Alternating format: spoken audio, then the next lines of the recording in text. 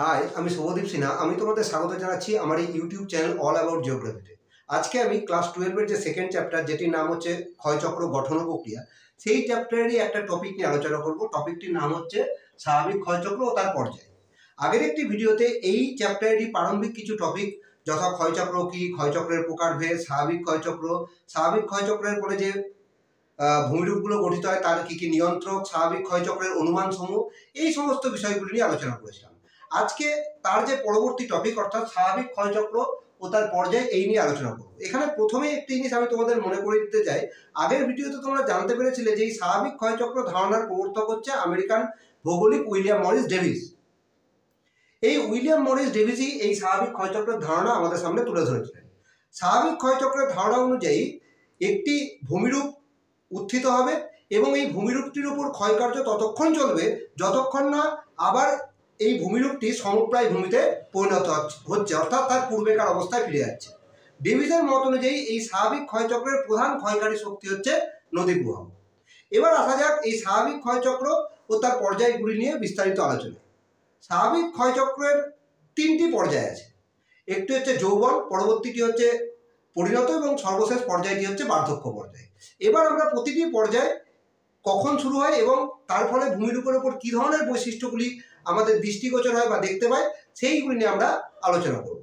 প্রথমে আসা যাক যৌবন পর্যায়ের কথায়।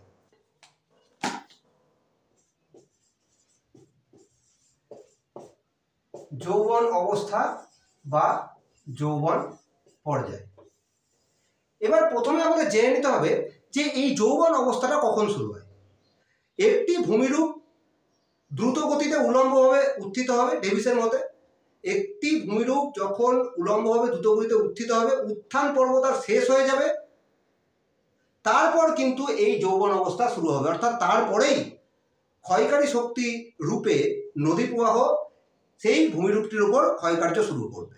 এখানে ডেভিস আরও একটি কথা বলেছিলেন যে যে ভূমিরূপটি উত্থিত হচ্ছে সে কিন্তু একটি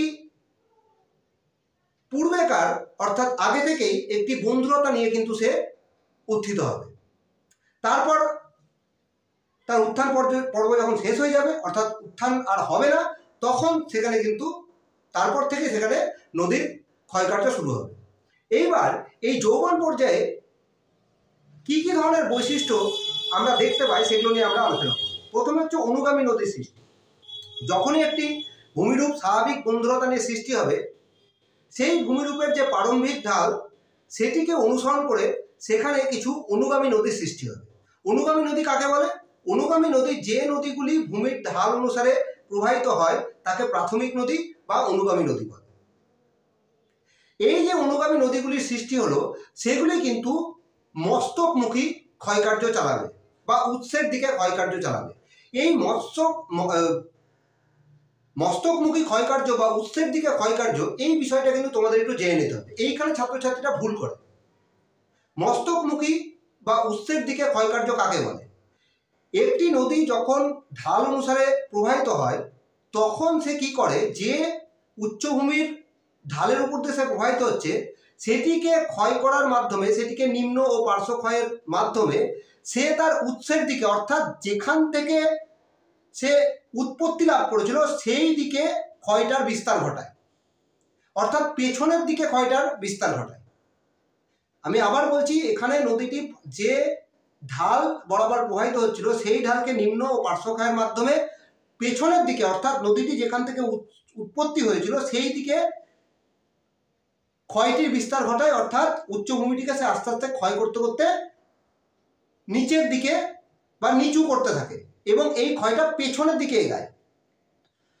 ছাত্রছাত্রীরা ভুল করে কি, ছাত্রছাত্রীরা মস্তকমুখী নামটা শুনে ভাবে যে নদী যেদিকে প্রবাহিত হচ্ছে, অর্থাৎ মোহনার দিকে ক্ষয়কার্য চালছে। না, এখানে মস্তকমুখী ক্ষয়কার্য বলতে নদী তার উৎসের দিকে, অর্থাৎ যেখান থেকে উৎপত্তি লাভ করেছিল সেই দিকে ক্ষয়কার্যের কথা বলা হচ্ছে। মানে নদীটি যে ঢালের উপর দিয়ে প্রবাহিত হচ্ছে সেই ঢালটিকে নিম্ন পার্শ্বক্ষয়ের মাধ্যমে পেছনের দিকে ক্ষয়টাকে এগাতে থাকে, তা অর্থাৎ যেখান থেকে উৎপত্তি লাভ করেছিল সেই দিকে ক্ষয়টাকে এগাতে থাকে। এর ফলে সামগ্রিক যে উচ্চভূমিটা যেখান দিয়ে নদীটা প্রবাহিত হচ্ছে সেটা কিন্তু আস্তে আস্তে নিচু হতে থাকে। তোমরা যে পাশে স্ক্রিনে যে ছবিটি আসছে সেটি দেখলেও বুঝতে পারবে যে হেডওয়ার্ড ইরোশনের বা মস্তকমুখী ক্ষয়কার্য যেটা বলছে সেটা পেছনের দিকে আরো দেওয়া আছে, অর্থাৎ নদীটি যেদিক থেকে সৃষ্টি হয়েছে উচ্চভূমিটিকে ক্ষয় করতে করতে নদীটির এই উচ্চভূমিটিকে ক্ষয় করতে করতে সেই ক্ষয়ী ভবনটা সেই দিকে এগাচ্ছে, অর্থাৎ নদীটি যেখান থেকে উৎপত্তি লাভ করছিল সেই দিকে এগাচ্ছে। এটাকেই বলা হচ্ছে মস্তকমুখী ক্ষয়কার্য। এই যৌবন অবস্থায় অনুগামী নদী সৃষ্টি হয় এবং কি হয়, মস্তকমুখী ক্ষয়কার্য হয় নদীর। এর ফলে যে উচ্চভূমিটি সেটি আস্তে আস্তে নিচু হতে থাকে। এই নিচু হওয়া ততক্ষণ চলবে যতক্ষণ না সমপ্রায় ভূমিতে এই উচ্চভূমিটি পর্যবসিত হচ্ছে বা সমপ্রায় ভূমিতে পরিণত হচ্ছে। সেকেন্ড যে যৌবন অবস্থায় আমরা বৈশিষ্ট্যটা দেখতে পাই সেটা হচ্ছে ভি আকৃতির উপত্যকা। যৌবন অবস্থায় নদীর যে উপত্যকার মধ্যে দিয়ে প্রবাহিত হচ্ছে, অর্থাৎ যে এরিয়ার উপর দিয়ে প্রবাহিত হচ্ছে সেটির ঢাল খুব বেশি হয়, সেই জন্য নদী পার্শ্বক্ষয়ের থেকে নিম্ন ক্ষয়ের বেশি করে, সেই জন্য এখানে নদী উপত্যকাটা কি ভি আকৃতির হয়। তাহলে যৌবন অবস্থার প্রথম দুটো বৈশিষ্ট্য কি আমরা দেখলাম হচ্ছে অনুগামী নদীর সৃষ্টি, সেকেন্ড হচ্ছে ভি আকৃতি, নদী উপত্যকার ভি আকৃতি। তৃতীয় যে হচ্ছে সংকীর্ণ ও তীক্ষ্ণ জলবিভাজিকা। এখানে আমাদেরকে জানতে হবে কি জলবিভাজিকা কি। জলবিভাজিকা হচ্ছে দুটি নদী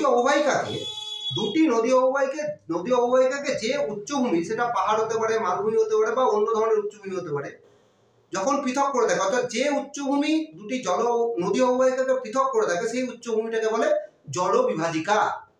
এই জলবিভাজিকাটা যৌবন অবস্থায় কি হয়, সংকীর্ণ এবং তীক্ষ্ণ হয়। কেন হয়? কারণ নদী এখানে নিম্ন ক্ষয় বেশি করে। এর ফলে যে জলবিভাজিকাটা দুটো নদী অববাহিকাকে সেপারেট বা পৃথক করে রেখেছে সেটি কি করে আস্তে আস্তে তার নিচের দিকে ক্ষয় হয়, ফলে জলবিভাজিকাটা কি হয়, নদীর নিম্ন ক্ষয়ের সঙ্গে সঙ্গে সেটিও কিন্তু সংকীর্ণ বা তীক্ষ্ণ হয়ে অবস্থান করে। তার 3 নম্বর বৈশিষ্ট্যটা হচ্ছে সংকীর্ণ জলবিভাজিকা।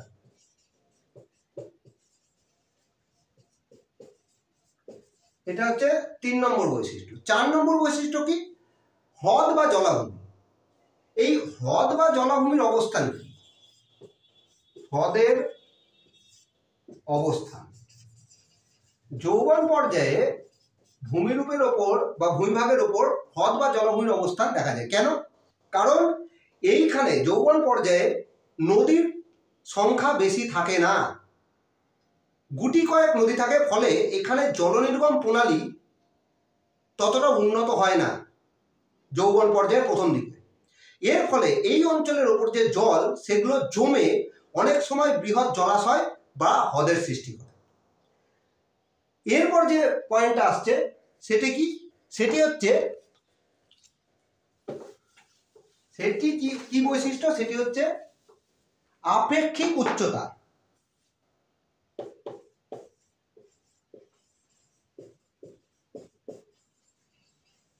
আপেক্ষিক উচ্চতা, এই আপেক্ষিক উচ্চতা কি জিনিস? ধরো তোমার বাড়িটা হচ্ছে দোতলা আর তোমার যে পাশের বাড়িটা আছে সেটা হচ্ছে একতলা। ওই যে পাশের বাড়ির একতলার ছাদ থেকে তোমার বাড়ির দোতলার ছাদের যে সর্বোচ্চ বিন্দু, এই দুটোর মধ্যে যে উচ্চতার পার্থক্য, এটাকেই বলে হচ্ছে আপেক্ষিক উচ্চতা। মানে তোমার বাড়ির একতলার ছাদের যে হাইয়েস্ট বিন্দু এবং পাশের যে দোতলা বাড়ির ছাদের যে সর্বোচ্চ বিন্দু, এই দুটির মধ্যে যে উচ্চতার পার্থক্য তাকেই বলা হচ্ছে আপেক্ষিক উচ্চতা।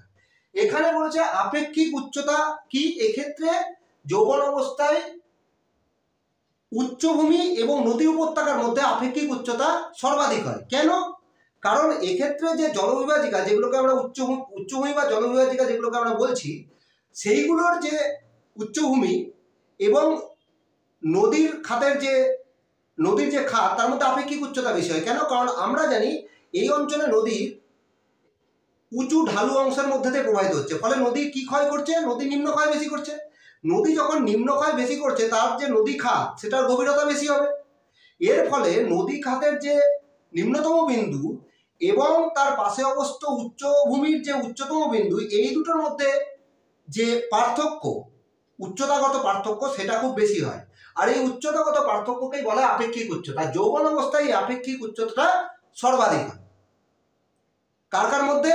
নদী উপত্যকার নিম্নতম বিন্দু এবং বা নদী খাতের নিম্নতম বিন্দু এবং তার পাশে অবস্থিত উচ্চভূমির উচ্চতম বিন্দুর মধ্যে আপেক্ষিক উচ্চতা সর্বাধিক হয়। তারপর হচ্ছে বিবিধ ভূমিরূপ। এই ভূমিরূপ কি ধরনের ভূমিরূপ দেখা যায় যৌবন পর্যায়ে? যৌবন অবস্থায় যে ধরনের ভূমিরূপগুলো দেখা যায়, আগেই একটা বলেছি, ভি আকৃতির উপত্যকা, নিম্নক্ষয়ের জন্য নদীর ভি আকৃতির উপত্যকা সৃষ্টি হয়। এছাড়াও এখানে আর যে ভূমিরূপগুলো দেখা যায় সেটা হচ্ছে নদীর তার চলার পথে বা নদীর প্রবাহ পথে যদি কঠিন ও কোমল শিলা পর্যায়ক্রমে অবস্থান করে তাহলে সেখানে বিভিন্ন ধরনের জলপ্রপাত বা খরস্রোতা, যাকে ইংরেজিতে বলে র্যাপিড, এগুলো কিন্তু আমরা দেখতে পাই। আর একটা কি, আর একটা যে এখানকার প্রধান বৈশিষ্ট্য সেটা হচ্ছে ভূমিরূপের বিলুপ্তি। ভূমিরূপের বিলুপ্তি কি?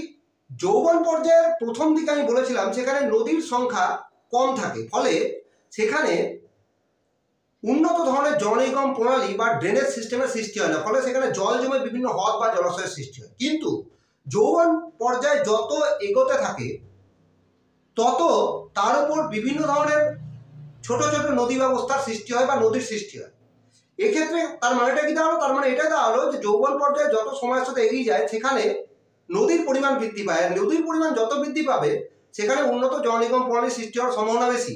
এর ফলে যৌবন পর্যায়ের শেষের দিকে যে হ্রদ বা জলভূমিগুলি যেগুলো প্রথমে সৃষ্টি হয়েছিল যৌবন পর্যায়ের শেষের দিকে সেই হ্রদ বা জলভূমিগুলি উন্নত জল নিগম প্রণালী সৃষ্টি হওয়ার জন্য বা বেশি নদীর সৃষ্টি হওয়ার জন্য সেই সমস্ত হ্রদ বা জলভূমিগুলির অবলুপ্তি ঘটে। এই ছিল হচ্ছে স্বাভাবিক ক্ষয়চক্রের যৌবন অবস্থা, সেটি কখন শুরু হয় এবং তার বৈশিষ্ট্যগুলি। এরপর যেটি আমরা যে পর্যায় নিয়ে আলোচনা করব সেটা হচ্ছে পরিণত পর্যায়।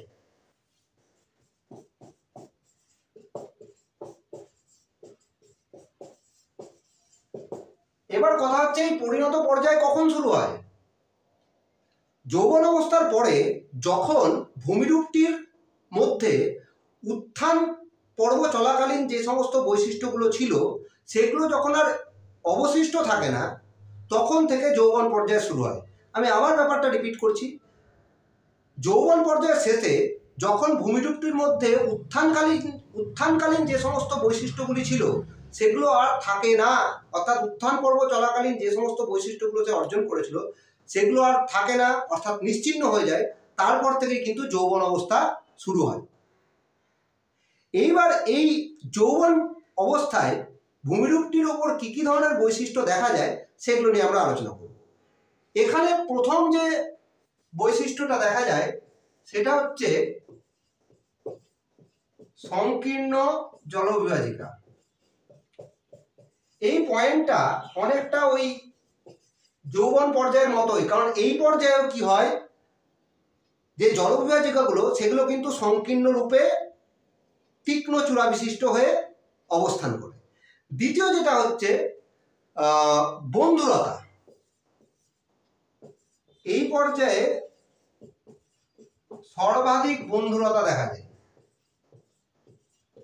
অর্থাৎ আমি কি বলেছিলাম যে ভূমিরূপটি যখন উত্থান তার ঘটে তখন সে স্বাভাবিক বন্ধুরতা নিয়ে জন্মায়, কিন্তু এই পরিণত পর্যায়ে এসে তার উপরে যে বন্ধুরতা সেটা কিন্তু সর্বাধিক হয়। এখানে যদি কোনো একটা শর্ট কোশ্চেন আসে তোমরা ইজিলি সেটা বলতে পারবে যে স্বাভাবিক ক্ষয়চক্রের কোন পর্যায়ে সর্বাধিক বন্ধুরতা দেখা যায়, উত্তরটা সোজা, সেটা হচ্ছে পরিণত পর্যায়ে। তিন নম্বর পয়েন্টটা কি? 3 নম্বর পয়েন্টটা হচ্ছে ক্ষয়কার্যের পরিমাণ। এই ক্ষয়কার্যের পরিমাণ বেশি না কম? এই পরিণত পর্যায়ে কিন্তু ক্ষয়কার্যের পরিমাণটাও বেশি হয়। 4 নম্বর যে পয়েন্টটা সেটা হচ্ছে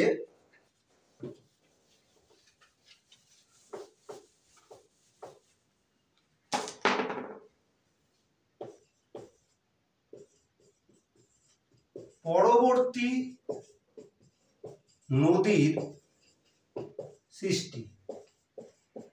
এই পরিণত পর্যায়ে গিয়ে কি হয়, অনুগামী নদীর সাথে সাথে আরো পরবর্তী নদী সৃষ্টি হয় এবং এছাড়াও অন্যান্য নদীর সৃষ্টি হয়। এবার যত বেশি এখানে নদীর সৃষ্টি হবে তত এই ভূমিরূপটির ওপর, যার উপর স্বাভাবিক ক্ষয়চক্র হচ্ছে, তার উপর কি হবে, বিভিন্ন ধরনের জলনিগম প্রণালীর সৃষ্টি হবে। ফলে কি হবে, তার মধ্যে যে সমস্ত জলাশয় বা হ্রদগুলি থাকবে সেগুলির কিন্তু বিলোপ সাধন ঘটবে, যেটি এই বিলোপ সাধন কিন্তু যৌবন পর্যায়ে শেষ থেকেই শুরু হয়েছিল এবং এটা ক্যারি ফরওয়ার্ড হবে, অর্থাৎ এগিয়ে যাবে পরিণত পর্যায়ে। 5 নম্বর যে পয়েন্টটা হচ্ছে আপেক্ষিক উচ্চতা হ্রাস। আপেক্ষিক উচ্চতা হ্রাস মানে আমি কি বলেছিলাম যে যৌবন পর্যায়ে ভূমিরূপটির উচ্চতম বিন্দু এবং নদী খাতের বা নদী উপত্যকার নিম্নতম বিন্দুর মধ্যে যে পার্থক্য সেটা সর্বাধিক হয়, অর্থাৎ আপেক্ষিক উচ্চতার সব থেকে বেশি থাকে যৌবন পর্যায়ে। পরিণত পর্যায়ে কিন্তু এই আপেক্ষিক উচ্চতা হ্রাস ঘটে। কেন? কারণ যে ভূমিরূপটি ছিল সেটা বিভিন্ন ক্ষয়কারী শক্তি, বিশেষত এখানে নদীর ক্ষয়কার্যের ফলে তার হাইট কিন্তু আস্তে আস্তে কমতে থাকে, অর্থাৎ যে উচ্চভূমি ছিল সেটা নদীর ক্ষয়কার্যের ফলে এবং আদার্স বিভিন্ন ক্ষয়কারী শক্তির প্রভাবেও তার উচ্চতা কিন্তু আস্তে আস্তে কমতে থাকে। এর ফলে এই উচ্চতম বিন্দুটার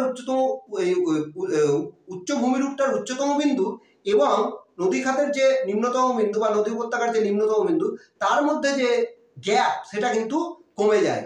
এর ফলে যৌবন পরিণত পর্যায়ে এসে কি হয়, এই যে আপেক্ষিক উচ্চতা সেটার কিন্তু হ্রাস ঘটে। তারপর হচ্ছে কি, তারপরে হচ্ছে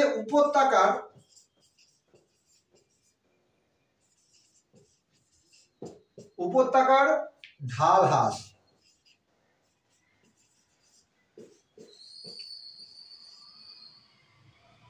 এই উপত্যকার ঢাল হ্রাস এটা কি করা হয়?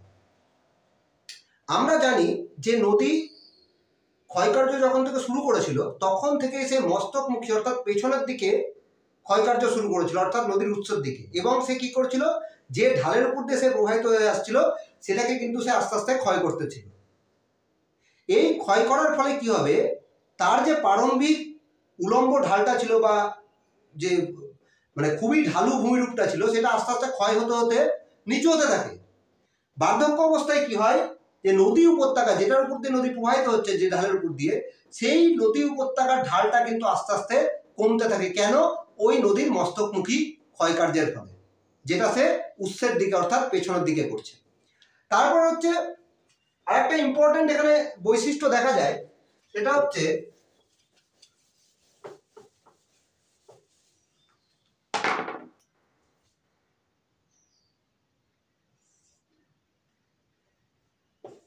পর্যায়িত ঢালের সৃষ্টি।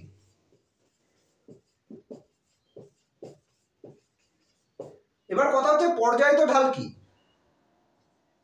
আমি প্রথমে আগে বলে নিই পর্যায়িত ঢালের এখানে সৃষ্টি হয় এই ক্ষেত্রে, অর্থাৎ পরিণত পর্যায়ে নদীর দৈর্ঘ্য বরাবর যদি একটি পার্শ্বচিত্র আঁকা যায়, দেখা যাবে নদীটিতে একটি পর্যায়িত ঢালের সৃষ্টি হচ্ছে। প্রশ্ন হচ্ছে পর্যায়িত ঢালই তো কি সেটা জানি না, তাহলে পর্যায়িত ঢাল কি?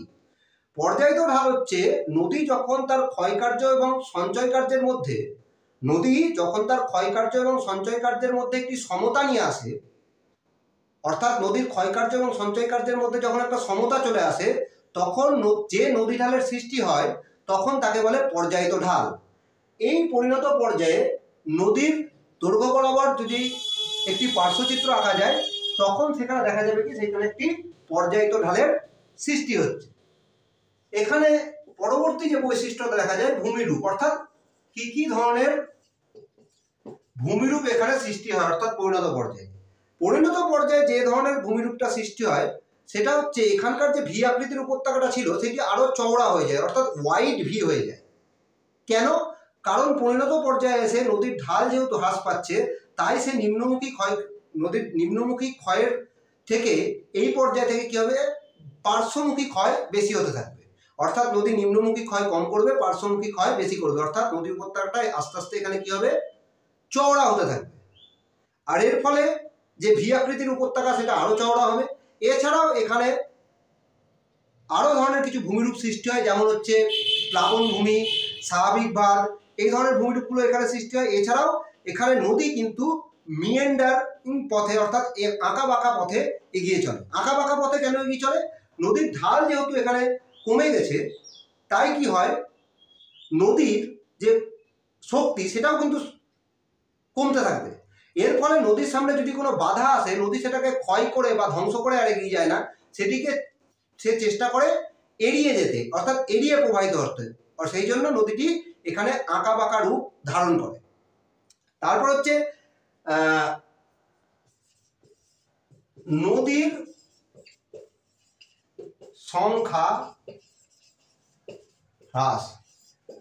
এই পর্যায়ে প্রথমে বলেছিলাম যে নদীর সংখ্যার এখানে নতুন নতুন নদী সৃষ্টি হয়, ফলে বিভিন্ন ধরনের জল নিগম প্রণালী সৃষ্টি হয়।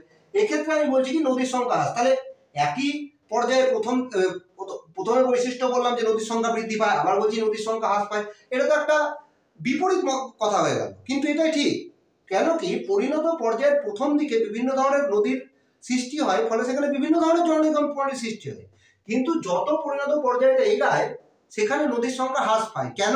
কারণ আমরা জানি নদী তার পার্শ্বক্ষয়ের ফলে তার যে দুটি নদী অববাহিকার মধ্যে যে জলবিভাজিকা ছিল সেগুলোকে কি হয়, আস্তে আস্তে ক্ষয় করতে থাকে। একসময় এই জলবিভাজিকার অবলুপ্তি ঘটে। আর দুটি নদী অববাহিকার মধ্যে যে অবস্থিত জলবিভাজিকাটা আছে সেটার যখন ক্ষয়ের মাধ্যমে অবলুপ্তি ঘটবে, তখন বড় নদীটা ছোট নদীকে কি করবে, গ্রাস করে নেবে এবং একটি নদীর উপর প্রবাহিত হতে থাকবে। এইভাবেই এই নদী গ্রাসের সংখ্যা এই পরিণত পর্যায়ের শেষের দিকে কিন্তু ঘটে জলবিভাজিকাকে টোটালি ক্ষয় করে দেওয়ার মাধ্যমে। ফলে যে নদীর সংখ্যা যেটা নাম্বারে অনেক বেশি ছিল তার সংখ্যা কিন্তু হ্রাস পেতে থাকে। আর একটা পয়েন্ট আমি অলরেডি ডিসকাস করে ফেলেছি যে পার্শ্বক্ষয়। এই পরিণত পর্যায়ে নদীর ঢালের পরিমাণ হ্রাস পায়, ফলে নদী নিম্নক্ষয়ের বদলে কিন্তু এই পর্যায়ে কি করবে, পার্শ্বক্ষয়ের পরিমাণ বেশি করবে। এটা স্বাভাবিক। এই ছিল হচ্ছে পরিণত পর্যায় কখন থেকে শুরু হবে এবং তার বৈশিষ্ট্যগুলো। এবার যে পর্যায়টার ব্যাপারে আমরা আসবো সেটা হচ্ছে বার্ধক্য অবস্থা বা বার্ধক্য পর্যায়।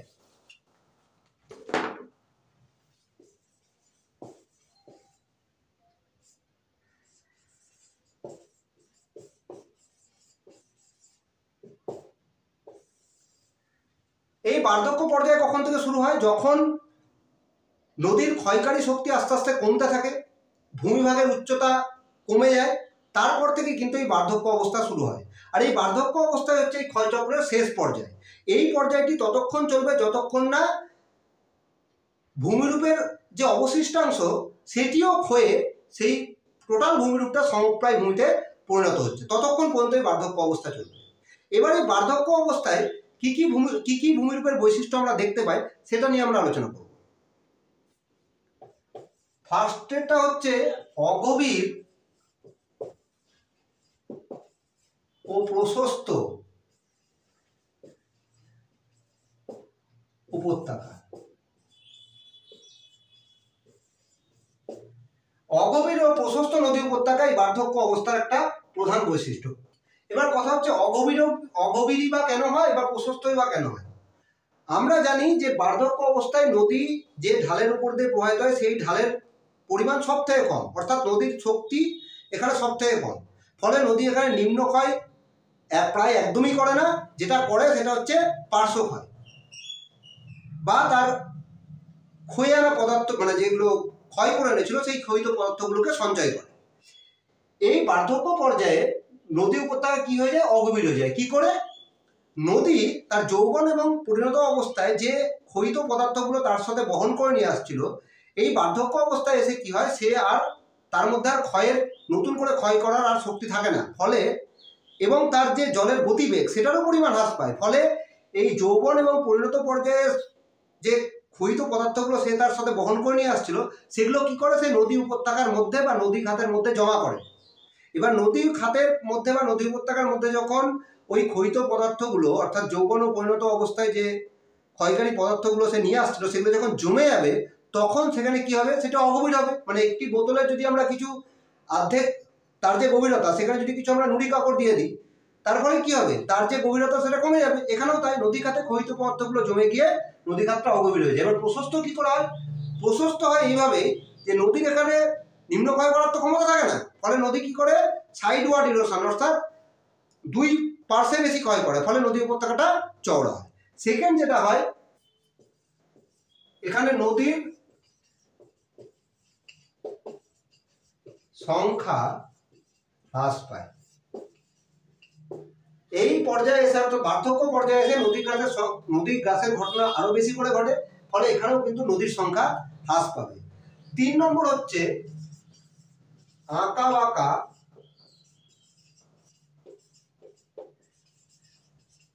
গতিপথ। আঁকা বাঁকা বা বিনুনিরূপী গতিপথ আমরা বার্ধক্য পর্যায়ে নদীর ক্ষেত্রে দেখতে পাই। এক্ষেত্রে কি হয়, নদীর যেহেতু শক্তি হারিয়ে যায় ঢাল কম হয়ে যাওয়ার জন্য, এর ফলে নদী তার যে ক্ষয়িত পদার্থগুলো যেগুলো নিয়ে এসেছিল সেগুলো তার নিজের গর্ভেই অর্থাৎ নিজের খাতে বা নিজের উপত্যকায় জমা করে। এর ফলে নদীর মধ্যে কি আমরা দেখতে পাই, বিভিন্ন চড়ার সৃষ্টি হয়েছে। এই চড়াগুলোকে এড়িয়ে চলার জন্য নদী কি হয়, এঁকে বেঁকে প্রবাহিত হয়। এবং দূর থেকে বা উপর থেকে যখন এই নদীকে দেখা হয়, যেগুলি এই চড়ার পাশ দিয়ে নদীগুলি বয়ে যাচ্ছে এঁকে বেঁকে, তখন সেক্ষেত্রে দেখে মনে হয় কি নদী আঁকা বাঁকা পথে প্রবাহিত হচ্ছে বা সেটি বিনুনি আকারে প্রবাহিত হচ্ছে। এরপর যেটা হচ্ছে আরেকটি এর বৈশিষ্ট্য কি, ঢাল হ্রাস। এবার এই ঢাল হ্রাসের ঘটনা কেন ঘটে আগেই আমি বলেছি, নদীর মস্তকমুখী ক্ষয়কার্যের ফলে পেছনের দিকে ক্ষয় করতে থাকে, আর বার্ধক্য অবস্থায় সেই ক্ষয়ের যে কার্যটা সেটা অলমোস্ট সম্পন্ন হয়ে যায়। সেই জন্য এইখানে নদীর যে ঢাল হ্রাসের ঘটনা সর্বাধিক ঘটে, মানে নদী প্রায় সমুদ্রপৃষ্ঠের মানে যে ভূমিরূপটি প্রায় সমুদ্রপৃষ্ঠের কাছাকাছি এসে অবস্থান করে। এরপর যেটা এর সব থেকে গুরুত্বপূর্ণ বৈশিষ্ট্য বার্ধক্য পর্যায়ে, সেটা হচ্ছে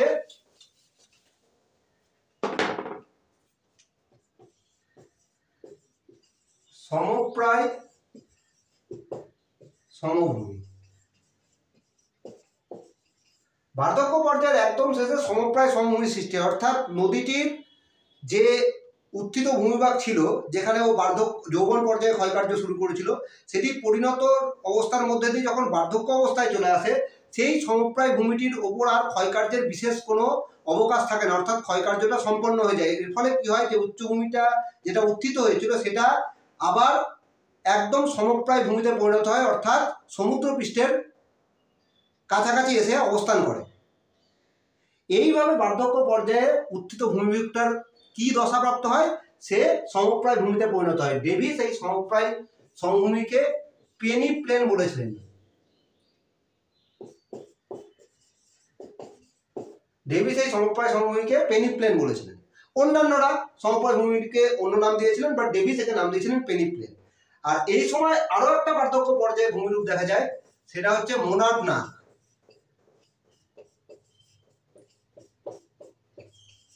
এই মোনাড নাক কি, এই সমপ্রায় সমভূমির মধ্যে কিছু কিছু কঠিন শিলার অবস্থান দেখা যায়, যেগুলি ছোট ছোট উঁচু টিলার আকারে এই সমপ্রায় ভূমিতে অবস্থান করে। আমি আবার বলছি, সমপ্রায় সমভূমিতে কিছু কঠিন শিলার অবস্থান থাকার জন্য সেই কঠিন শিলাগুলো ক্ষয় প্রতিরোধ করে নিজেদেরকে ছোট ছোট টিলার আকারে অবস্থিত করে রাখে।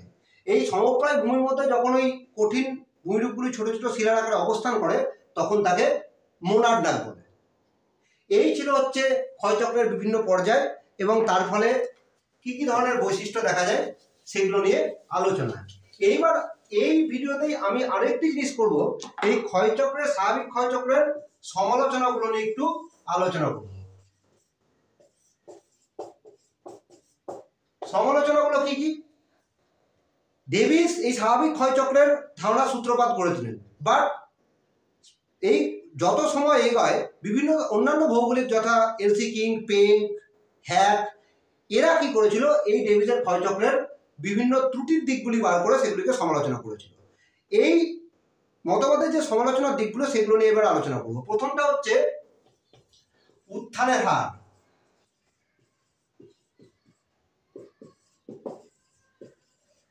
ডেভিসের মতে সমুদ্র সমতল থেকে যে ভূমিরূপটি উত্থিত হবে সেটি দ্রুত গতিতে উলম্বভাবে হবে, কিন্তু পেঙ্ক বলেছিলেন যে কোনো ভূমিরূপের উত্থানের হার এত দ্রুত গতিতে হয় না যতটা কিনা ডেভিস বলেছিলেন। তাই এটি এই স্বাভাবিক ক্ষয়চক্রের একটি সমালোচনা।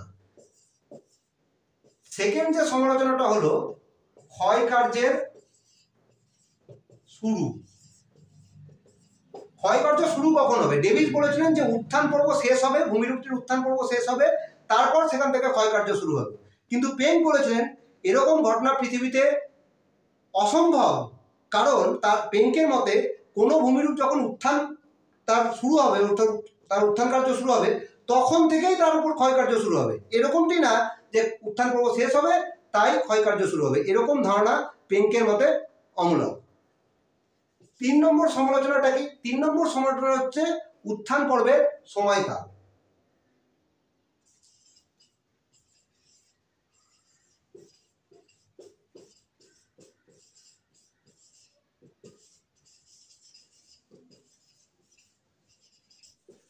ডেভিসের মতে উত্থান পর্বের সময়কাল কি? ডেভিসের মতে উত্থান পর্ব একবার শেষ হয়ে যাবে, তারপর সেখানে আর উত্থান পর্বের সম্ভাবনা নেই ভূমিরূপের। কিন্তু পেং বলেছিলেন একটি ভূমিরূপের উত্থানকাল তার যৌবন অবস্থা থেকে বার্ধক্য অবস্থা পর্যন্ত চলতে পারে। আর এছাড়াও অন্যান্য সমালোচনাগুলো হলো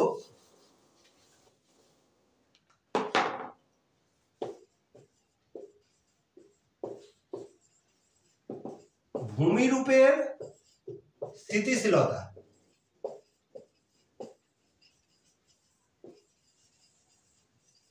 ডেভিসের মতে যখন ক্ষয়কার্যের বিকাশ ঘটবে, অর্থাৎ একটা স্টেজের পর আরেকটা স্টেজ যাবে, তখন নতুন করে ভূমিরূপের কোনো ধরনের উত্থান ঘটবে না, অর্থাৎ ভূমিভাগটি স্থিতিশীল থাকবে। কিন্তু পেং বলেছিলেন যে না, ভূমিরূপের এরকম স্থিতিশীলতার উদাহরণ পৃথিবীতে নেই, অর্থাৎ একটি ভূমিরূপ একটি নির্দিষ্ট পর্যায়ে অতিক্রম করে বার্ধক্য অবস্থায় পড়ে যাবে, এটা হতে পারে না, কারণ এই বিভিন্ন পর্যায়ে চলাকালীন বিভিন্ন ধরনের ভূগঠনিক প্রক্রিয়ার জন্য ভূমিরূপের উত্থান যে কোনো সময় ঘটতে পারে। এছাড়াও যে সমালোচনাগুলো হলো সেটা হচ্ছে এই যে ভূমিরূপ বিকাশের নিয়ন্ত্রক,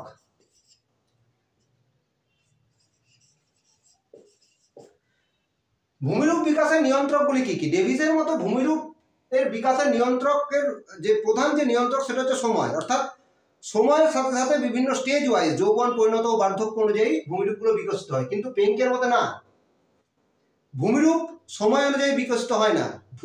পেঙ্কের মতে ভূমিরূপ বিকশিত হয় তার উত্থানের গতির বা উত্থানের হারের উপর নির্ভর করে। অর্থাৎ ডেভিস ভূমিরূপ বিকাশের ক্ষেত্রে সময়কে প্রাধান্য দিয়েছিলেন, পেং সময়কে প্রাধান্য না দিয়ে উত্থান গতির হারকে প্রাধান্য দিয়েছিলেন। সেকেন্ডটা হচ্ছে ক্ষয়চক্রের অস্তিত্ব।